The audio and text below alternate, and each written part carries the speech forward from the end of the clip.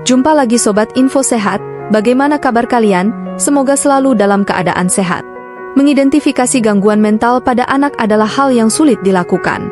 Anak-anak memiliki perbedaan yang besar dibandingkan dengan orang dewasa, karena mereka akan mengalami perubahan fisik, mental, dan emosional selama tumbuh kembangnya. Anak-anak juga biasanya belajar beradaptasi, serta mengatasi masalah dengan orang lain di sekitarnya. Setiap anak juga beranjak dewasa pada waktunya sendiri, dan apa yang dianggap normal pada anak-anak masuk dalam batasan yang luas dari perilaku dan kemampuan mereka. Oleh karena itu, diagnosis apapun mengenai gangguan mental harus mempertimbangkan seberapa baik anak berfungsi di rumah, dalam keluarga, di sekolah, dan dengan teman-teman sebayanya, serta juga mempertimbangkan usia dan gejala anak. Jenis gangguan mental pada anak. Ada beberapa tipe berbeda dari gangguan mental yang dapat memengaruhi anak dan remaja, di antaranya adalah 1. Gangguan kecemasan. Salah satu jenis gangguan mental pada anak adalah gangguan kecemasan. Anak-anak dengan gangguan kecemasan akan merespons hal atau situasi tertentu dengan ketakutan, juga menunjukkan tanda-tanda fisik dari kecemasan, seperti detak jantung cepat dan berkeringat. 2. Attention deficit. Anak-anak dengan ADHD umumnya memiliki masalah dalam berkonsentrasi atau memerhatikan sesuatu, tidak bisa mengikuti arahan, dan mudah bosan atau frustrasi dengan tugas-tugas yang diberikan. Mereka juga cenderung untuk selalu bergerak dan impulsif, tidak berpikir sebelum bertindak. 3. Gangguan perilaku disruptif. Anak dengan gangguan mental ini memiliki kecenderungan untuk melanggar aturan dan seringkali disruptif, mengganggu atau mengacaukan dalam lingkungan yang terstruktur, seperti sekolah. 4. Gangguan perkembangan pervasif. Anak-anak dengan gangguan ini mengalami kebingungan dalam pikiran mereka dan umumnya memiliki masalah untuk memahami dunia di sekeliling mereka. 5. Gangguan makan. Jenis gangguan mental pada anak ini melibatkan emosi dan sikap yang intens. Perilakunya tidak biasa saat berhubungan dengan kegiatan makan. Anak dengan gangguan makan juga cenderung memiliki masalah berat badan. 6. Gangguan eliminasi. Gangguan eliminasi merupakan gangguan yang memengaruhi perilaku anak-anak dalam hal penggunaan kamar mandi. Enuresis, atau mengompol, merupakan salah satu gangguan eliminasi yang paling umum. 7. Gangguan belajar dan komunikasi. Anak-anak dengan gangguan belajar dan komunikasi memiliki masalah dalam menyimpan dan memproses informasi, serta memiliki masalah dalam menyampaikan pikiran dan ide mereka. 8. Gangguan afektif. Gangguan afektif melibatkan perasaan sedih atau perubahan mood secara cepat yang terus-menerus terjadi, termasuk juga depresi dan gangguan bipolar.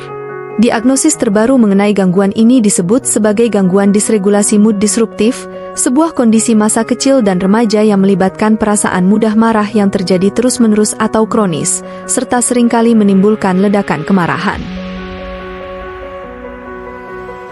9. Gangguan skizofrenia. Gangguan skizofrenia melibatkan pikiran dan persepsi yang terdistorsi. Anak-anak yang mengalami skizofrenia tidak bisa membedakan sesuatu yang nyata atau tidak. Kemunculan gejala skizofrenia sebelum usia 12 tahun sangat langka. 10. Gangguan tik. Gangguan tik menyebabkan seseorang melakukan suatu gerakan atau suara secara tiba-tiba, berulang, tidak disengaja, dan seringkali tanpa tujuan. Nah, demikianlah video kita kali ini. Semoga bermanfaat buat kalian semua. Akhir kata saya izin pamit. Terima kasih.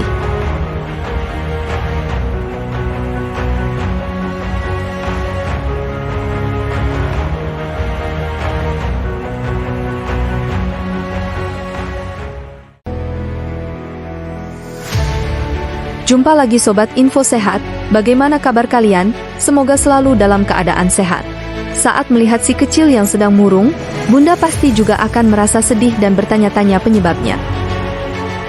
Bukan hanya orang dewasa, anak ternyata juga dapat merasakan anxiety disorder atau gangguan kecemasan.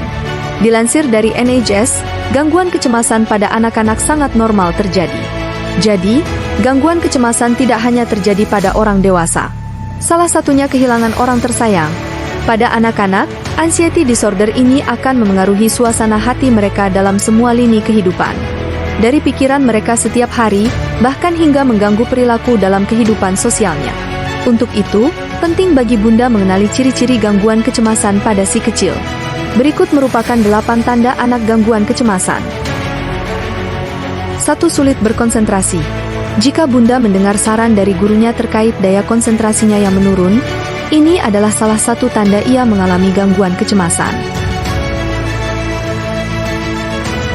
2. Tidak tidur atau terbangun di malam hari dengan mimpi buruk. Salah satu dampak dari gangguan kecemasan adalah tidak atau sulit tidur. Lalu jika tidur, dapat terbangun di malam hari karena bermimpi buruk.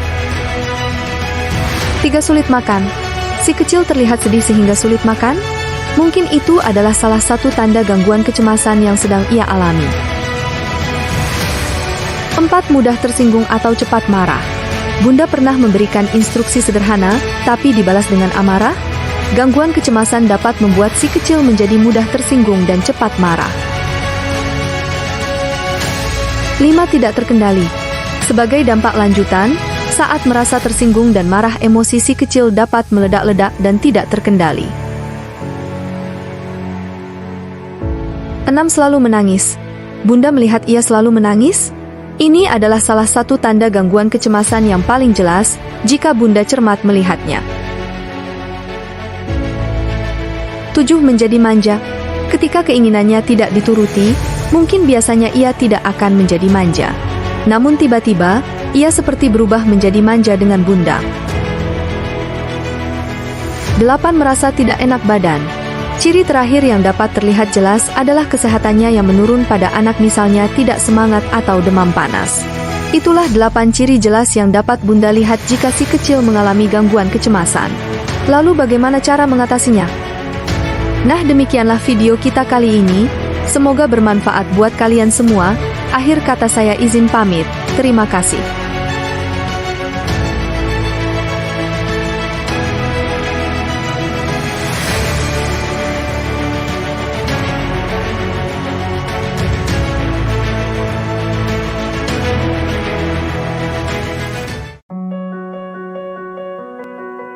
Jumpa lagi Sobat Info Sehat, bagaimana kabar kalian? Semoga selalu dalam keadaan sehat. Mengenal perilaku gangguan makan. Eating disorders adalah kondisi perilaku yang ditandai dengan gangguan makan yang berhubungan erat dengan kesehatan mental. Eating disorders dapat mempengaruhi kondisi kesehatan secara menyeluruh, melingkupi kesehatan secara fisik, mental, maupun sosial. Perilaku gangguan makan ini diderita oleh 5% populasi dunia. Kebanyakan penderita eating disorder berada di umur dewasa muda dan banyak diderita oleh wanita. Namun perilaku gangguan makan ini juga diderita oleh pria dan dapat dialami oleh semua umur. Gangguan makan berkaitan erat dengan pola makan, perubahan berat badan, dan perilaku cemas terhadap makanan. Beberapa penderita gangguan makan menolak untuk makan dan ada juga yang makan dengan jumlah yang banyak. Para penderita gangguan makan ini tidak dapat mengontrol pikiran dan respon mereka terhadap makanan. Hal ini didasarkan pada rasa cemas yang dirasakan secara mental maupun emosional dari penderita. Berikut beberapa jenis gangguan makan. 1. Gangguan anoreksia nervosa. Anoreksia ditandai dengan perilaku di mana seseorang membatasi asupan makanan untuk masuk ke dalam tubuh. Tidak jarang, penderita anoreksia dengan sengaja membiarkan dirinya kelaparan dengan tujuan penurunan berat badan yang membuat dirinya lebih kurus. Penderita anoreksia memiliki obsesi untuk terlihat kurus, meskipun berat badan penderita sudah di bawah normal. Anoreksia menyebabkan penderita mengalami gangguan pada siklus haid bagi wanita, malnutrisi, dehidrasi, kerontokan rambut, konstipasi, mudah lelah, stres, dan depresi. 2. Gangguan bulimia nervosa. Bulimia adalah perilaku ketika seseorang makan dengan jumlah yang banyak dan dengan intensitas yang sering, namun takut untuk mengalami kenaikan berat badan. Penderita bulimia memilih untuk memuntahkan kembali makanan yang sudah dimakan. Bahkan ada penderita yang sengaja menyiksa dirinya dengan olahraga berlebihan dan puasa dengan jumlah jam yang tidak dapat dikontrol. Biasanya penderita bulimia tidak banyak diketahui orang sekitarnya karena penderita bulimia biasanya memiliki berat badan yang normal. Namun, penderita bulimia dapat dilihat gejalanya lewat seringnya pergi ke toilet tepat setelah makan, radang di tenggorokan akibat seringnya memuntahkan makanan, Penderita bulimia dapat memiliki gangguan kesehatan di bagian lambung dan tenggorokan akibat perilaku memuntahkan makanan. 3. Gangguan binge eating disorder. Penderita binge eating disorder memiliki kesulitan untuk mengontrol pola makan. Mereka mengonsumsi makanan dengan porsi besar, biasanya mereka makan sampai terlalu kenyang, selalu makan meskipun tidak merasa lapar. Namun berbeda dengan penderita bulimia, mereka tidak memiliki keinginan untuk mengeluarkan makanan dari tubuhnya.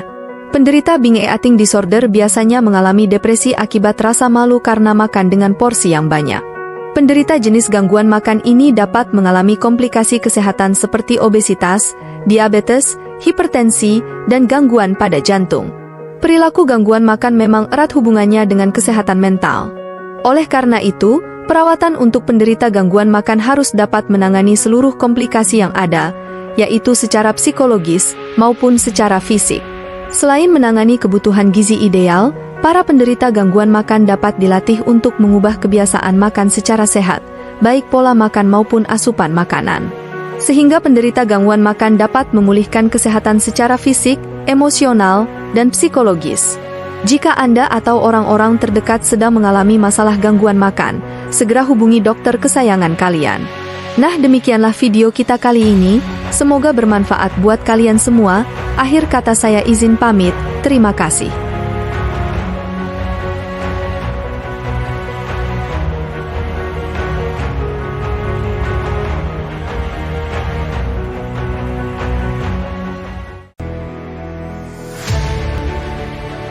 Jumpa lagi Sobat Info Sehat, bagaimana kabar kalian?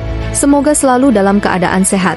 Attention Deficit Hyperactivity Disorder atau ADHD adalah gangguan mental yang menyebabkan seseorang sulit untuk memfokuskan perhatiannya pada suatu hal. Seperti halnya dengan Borderline Personality Disorder, ADHD adalah kondisi mental yang kerap kali terjadi pada anak-anak. Tidak jarang, gangguan ADHD terus berlanjut seiring bertambahnya usia anak. Attention Deficit Hyperactivity Disorder atau ADHD adalah istilah medis untuk gangguan mental berupa perilaku impulsif dan hiperaktif. Gejala ADHD membuat anak-anak kesulitan untuk memusatkan perhatian pada satu hal dalam satu waktu. Meski lebih rentan terjadi pada anak, gejala yang muncul bisa bertahan hingga usia remaja bahkan dewasa. Para ahli masih belum mengetahui apa yang menjadi penyebab ADHD secara pasti sampai saat ini. Namun, masalah kesehatan mental ini bisa muncul karena ketidakseimbangan senyawa kimia neurotransmitter dalam otak. Ahli menduga, beberapa kondisi berikut ini bisa memicu terjadinya kondisi ini pada anak: faktor genetika, fungsi dan struktur otak, paparan neurotoksin selama kehamilan dan merokok dan mengonsumsi alkohol selama kehamilan. Sayangnya, anak dengan kondisi ADHD tidak bisa sembuh sepenuhnya. Meski begitu, gabungan antara obat dan terapi bisa membantu mengurangi gejala yang muncul, sehingga pengidapnya tetap bisa beraktivitas dengan normal. Adapun pengobatan ADHD yang bisa ditempuh sebagai berikut. 1. Obat. Dokter akan meresepkan obat metilphenidate yang memang umum untuk mengatasi ADHD. Obat satu ini bekerja dengan membuat kadar senyawa kimia pada otak menjadi lebih seimbang. Dengan demikian, gejala yang muncul bisa berkurang. Obat metilphenidate terbilang aman untuk anak, tetapi dokter tetap memantau kondisi anak untuk tindakan antisipasi akan efek samping yang mungkin terjadi. Misalnya, kelainan pada organ jantung. Jika nantinya anak mengalami efek samping atau ada risiko tinggi untuk mengalami hal tersebut, maka dokter bisa meresepkan jenis obat lainnya, yaitu obat amitriptyline atau mosetine, dan obat yang masuk dalam kelompok agonis alfa, seperti clonidine. 2. Dengan psikoterapi. Metode pengobatan lainnya adalah psikoterapi. Tidak hanya mengobati kondisi ini, terapi juga bermanfaat untuk mengobati masalah kejiwaan lain yang bisa muncul dengan ADHD, misalnya depresi. 3. Terapi kognitif behavioral. Terapi perilaku kognitif memiliki tujuan utama untuk membantu pengidap sehingga dapat mengubah perilaku dan pola pikir mereka ketika sedang berada pada kondisi atau permasalahan tertentu. 4. Terapi psikoedukasi. Selanjutnya, terapi psikoedukasi. Ketika menjalani terapi ini, psikiater akan mengajak pengidap untuk bercerita. Misalnya, kesulitan pengidap dalam menghadapi kondisi tersebut. Melalui terapi ini, Psikiater berharap pengidap bisa mendapatkan cara terbaik untuk mengatasi gejala yang muncul. 5. Terapi interaksi sosial. Kemudian, terapi interaksi sosial yang bisa membantu pengidap untuk mengetahui perilaku sosial yang pas untuk suatu kondisi.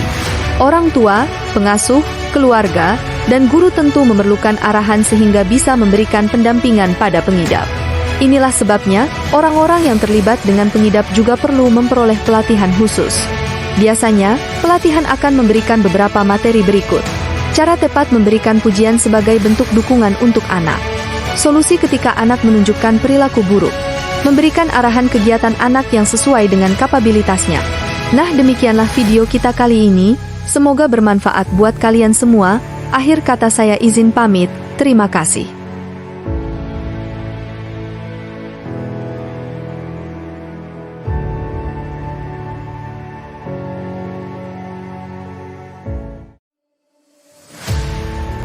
Jumpa lagi Sobat Info Sehat, bagaimana kabar kalian? Semoga selalu dalam keadaan sehat. Gangguan mood dapat terjadi dalam berbagai bentuk, mulai dari gangguan depresi berat hingga kondisi yang kurang umum, seperti gangguan bipolar dan gangguan disregulasi suasana hati yang mengganggu. Spesialis di Pusat Studi Anak, bagian dari Rumah Sakit Anak Hasenfeld di Enyeu Langone, dapat membantu menentukan apakah anak Anda mengalami gangguan mood. Berikut ini telah kita rangkum jenis-jenis gangguan mood pada anak. 1. Gangguan depresi besar. Gangguan depresi mayor umumnya dikenal sebagai depresi ditandai dengan perasaan sedih, bersalah, atau tidak berharga yang kronis. Anak-anak dan remaja yang mengalami depresi mungkin mudah tersinggung dan murung, mengeluh bahwa mereka bosan sepanjang waktu, dan kurang tertarik pada teman dan aktivitas yang dulu mereka sukai. Tanda-tanda depresi lainnya termasuk penurunan atau penambahan berat badan, tidur terlalu banyak atau terlalu sedikit, dan pikiran tentang kematian atau keinginan untuk mati. Orang tua atau guru mungkin juga memperhatikan bahwa nilai turun dan anak kesulitan berkonsentrasi. Kombinasi faktor genetik, biologis, lingkungan, dan psikologis menyebabkan depresi. Depresi diturunkan dalam keluarga, tetapi bisa juga terjadi pada orang yang tidak memiliki riwayat keluarga dengan kondisi tersebut. Situasi stres, seperti pindah rumah, pindah sekolah, masalah hubungan, atau kematian orang yang dicintai, dapat memicu episode depresi. Namun, suatu episode bisa saja terjadi tanpa pemicu yang jelas. 2. Gangguan depresi persisten.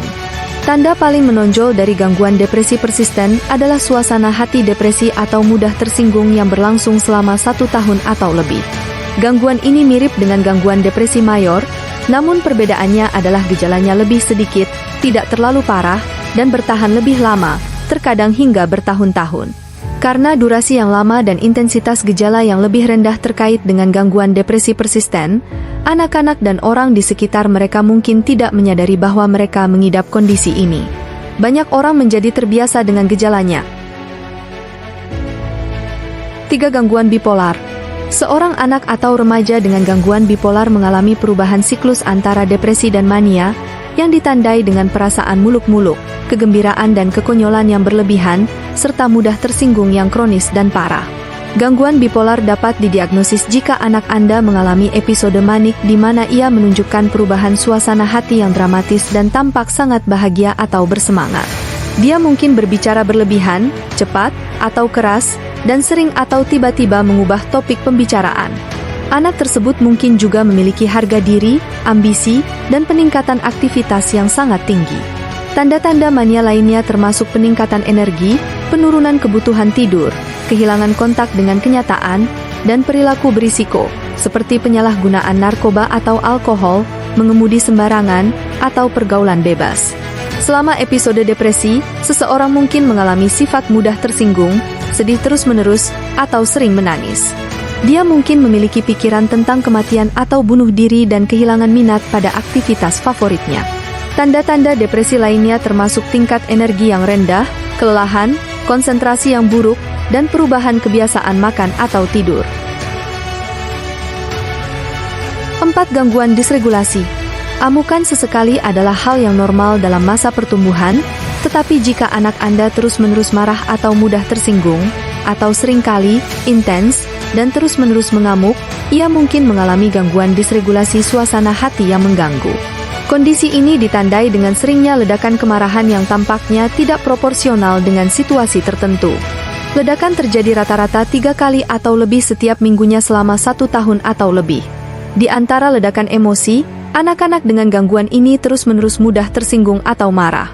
Gangguan disregulasi suasana hati yang mengganggu lebih sering terjadi pada anak laki-laki dibandingkan anak perempuan. Gangguan disregulasi suasana hati yang mengganggu adalah diagnosis baru yang dikembangkan untuk lebih mengkarakterisasi anak-anak yang mudah tersinggung secara kronis dan parah. Anak-anak ini mungkin sebelumnya, dan secara keliru, didiagnosis mengidap gangguan bipolar, meskipun mereka tidak memenuhi kriteria lengkap untuk diagnosis tersebut. Nah, demikianlah video kita kali ini, semoga bermanfaat buat kalian semua. Akhir kata saya izin pamit, terima kasih.